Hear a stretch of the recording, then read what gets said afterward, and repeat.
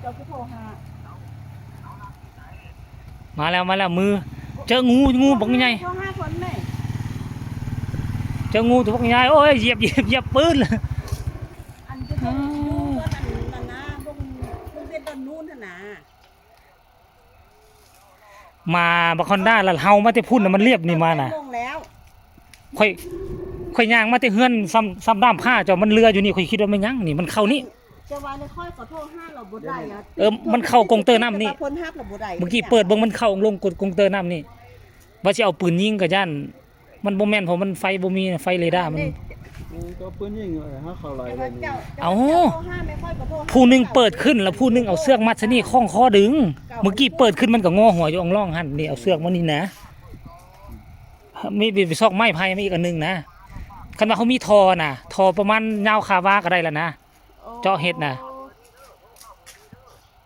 โดยเจ้าของเฮือนเพิ่นก็บ่อยู่พอดีอ่ะใหญ่ซ้ำด้ามผ้าจะพูดนั่นอยู่นี่อ่ะเรืออยู่นี่ค่อยคิดว่ามันยังมันไหม้อ่ะฝากเจ้านึงมันฝากเจ้านึงมาสิเห็นไหมทุกคนเห็นไหมอยู่ในนี่แหละดีแต่ว่างูเห่าคันงูเห่าซ้ำนี่หนีมาแล้วตัวเองนะอันนี้มันละลอยเลื่อมอยู่น่ะมันบ่แล่นไวน่ะงูสาว่าจะว่างูสาคันว่างูสิงหลังจากเป็นเลี้ยมเนาะโอ้เอาบ่เนี่ยก็จะโปรดที่ชอบผู้โทรอันที่โทรห้าหรือว่าให้ตัวมันยาวเป็นว่าป่ายพุ่นน่ะจ้ะคันเจ้าของเฮือนอยู่สิคักก็หนีก็เจิงมาแล้วว่าคันเฮามีทอคักโอ้ทอว่านึงอ่ะทอน้ำเฮาเนี่ยบ่มีเนาะฮะเฮ็ดเธอกับแม่ตัวเอาผู้โทรพอเถอะเอาเฮือนพวกเฮาสิเอากันเด้อเพื่อความปลอดภัยของลูกบ้านเฮาต้องกำจัดงูได้ค่อยๆบ่ท่าแห้งค่อยๆมันไปละตินี่ทุกคนโอ้มันสิไปแล้วหัวมันอยู่พี่หัวมันออกพุ่นแล้วโอ้ยงูสิงโอ้ยไปแล้วทุกคนเอ้ยมันเข้าเฮือนหลังนั้นเขาไม่เขามาไปคนถ้าเขาไหลได้คนไปอยู่ปืนนี่ก็เอาจริงมันสิเข้าเฮือนโอ้ออกพี่แล้วเฮ้ย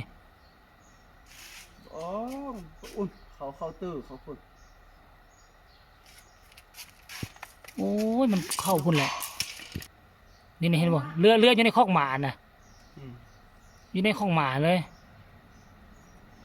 คอกหมาเขาแบ่งเป็นห้องอ่ะหรือมันโล่งกันแบ่งอ๋อทุกคนงูสิงบอกงูสาก็เลยโอ้ยคันหูนั่นเอาผ้ามัดเงื่อนคือเราฟาดลงเลยหรือผู้ชันเขาก็เอาไม้ฟาดลงทับลงเลยกระจาย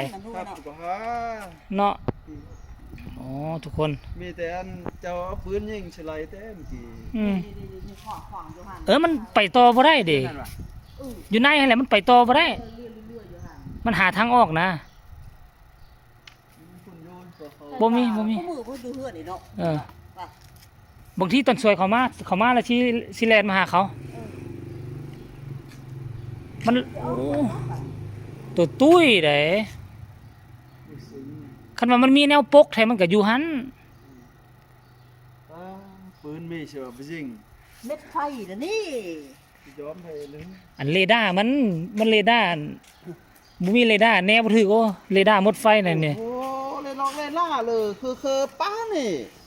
ถึกอยู่หัวแน่น่ะแย่เขาจำเสื้อเสป้าเอาสรุปอดสุดเจ้าห้างไว้เรียบร้อยแล้วน่ะแน่มึงดูแน่ยิงมึงดูยิงอินได้เลย